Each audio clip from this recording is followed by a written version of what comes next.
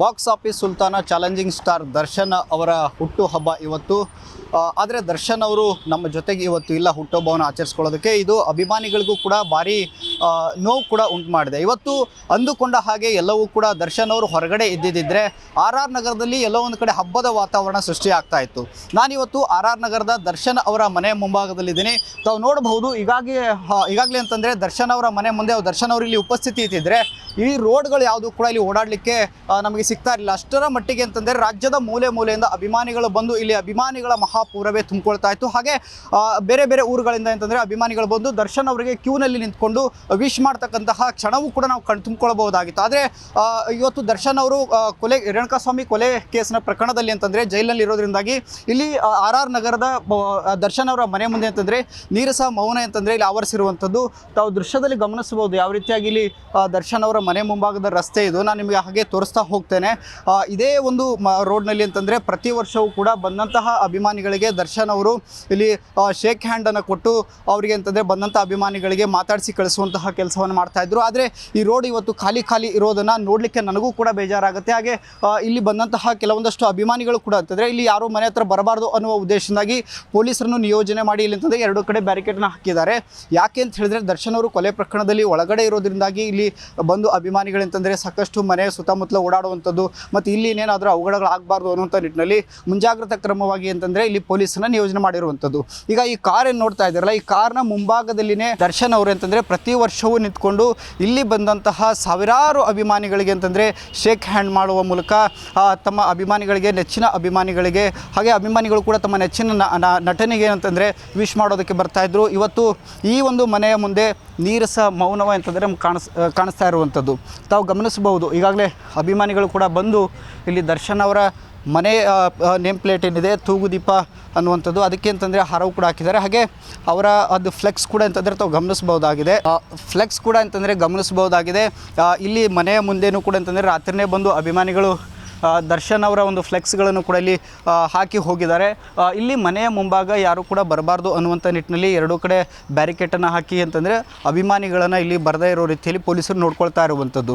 ಆದರೆ ನಾವು ಇವತ್ತು ಏನಾದರೂ ದರ್ಶನ್ ಅವರು ಹೊರಗಡೆ ಇದ್ದಿದ್ದೇ ಆಗಿದ್ದರೆ ಇವತ್ತು ಇದೇ ಮನೆ ಮುಂದೆ ಅಂತಂದರೆ ಸಾವಿರಾರು ಸಂಖ್ಯೆಯಲ್ಲಿ ಅಭಿಮಾನಿಗಳು ಬಂದು ಅವ್ರ ಜೊತೆ ದರ್ಶನ್ ಅವರು ಅಂತಂದರೆ ಇಲ್ಲಿ ಹುಟ್ಟುಹಬ್ಬವನ್ನು ಆಚರಿಸ್ಕೊಳ್ಳುವಂತಹ ಒಂದು ಸುಂದರವಾದಂತಹ ಕ್ಷಣವನ್ನು ಕೂಡ ಕಾಣಬಹುದಾಗಿತ್ತು. ಆದರೆ ಇಲ್ಲಿ ನೋಡ್ತಾ ಇರಬಹುದು, ಇಲ್ಲೊಬ್ಬ ಅಭಿಮಾನಿಯು ಕೂಡ ಬಂದು ಸೆಲ್ಫಿಯನ್ನು ತಗೊಂಡು ಹೋಗ್ತಾ ಇದ್ದಾರೆ. ದರ್ಶನ್ ಅವರು ಇಲ್ಲದ ಕಾರಣಕ್ಕಾಗಿ ದರ್ಶನ್ ಅವರ ಅಭಿಮಾನಿಯು ಕೂಡ ಒಬ್ಬರು ಇಲ್ಲಿ ಬಂದಿದ್ದಾರೆ. ಅವ್ರಿಗೂ ಕೂಡ ನಾವಿಲ್ಲಿ ಮಾತಾಡಿಸ್ತಾ ಹೋಗೋಣ. ಸರ್, ಇವತ್ತು ದರ್ಶನ್ ಅವರು ನಮ್ಮ ಜೊತೆಗೆ ಇದ್ದಿದ್ದರೆ ಹುಟ್ಟುಹಬ್ಬವನ್ನು ಆಚರಿಸ್ಕೊಳ್ತಾ ಇದ್ದರು ಮತ್ತು ಅಭಿಮಾನಿಗಳು ಕೂಡ ಈಗಾಗಲೇ ಸಾವಿರಾರು ಸಂಖ್ಯೆಯಲ್ಲಿ ಇಲ್ಲಿ ನಿಂತ್ಕೊಳ್ತಾ ಇದ್ದರು.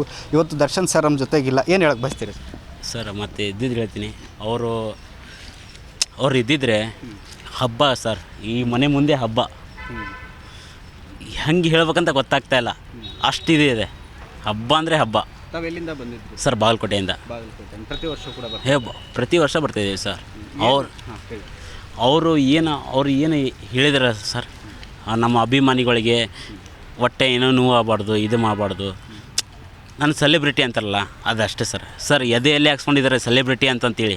ದರ್ಶನ್ ಅವ್ರದ್ದು ಇನ್ನೊಂದು ಗುಣ ಏನು ಅಂತ ಹೇಳಿದ್ರೆ, ಯಾರೂ ಕೂಡ ಬೇರೆಯವ್ರದ್ದೆಲ್ಲ ನಾವು ನೋಡಿರ್ತೀವಿ ಬರ್ತ್ಡೇಗೆ ಅಂತಂದು ದುಂದು ವೆಚ್ಚ ಮಾಡುವಂಥದ್ದು. ಆದರೆ ನೀವು ಯಾವುದೇ ಕೂಡ ಹಾರ ಆಗಿರ್ಬೋದು ಮತ್ತು ಕೇಕ್ ತರೋದನ್ನು ಮಾಡಬೇಡಿ, ಅದನ್ನು ಜನರಿಗೆ ದಾನವನ್ನಾಗಿ ಕೊಡಿ ಅಂತ ಹೇಳ್ತಾ ಇದ್ದಾರೆ. ಈ ಬಾರಿ ಅಂತಂದರೆ ಅವರಿಂದಾಗಿ ಕೆಲವೊಂದಷ್ಟು ಜನಕ್ಕೆ ಅನ್ನ ಸಿಗ್ತಾಯಿತ್ತು.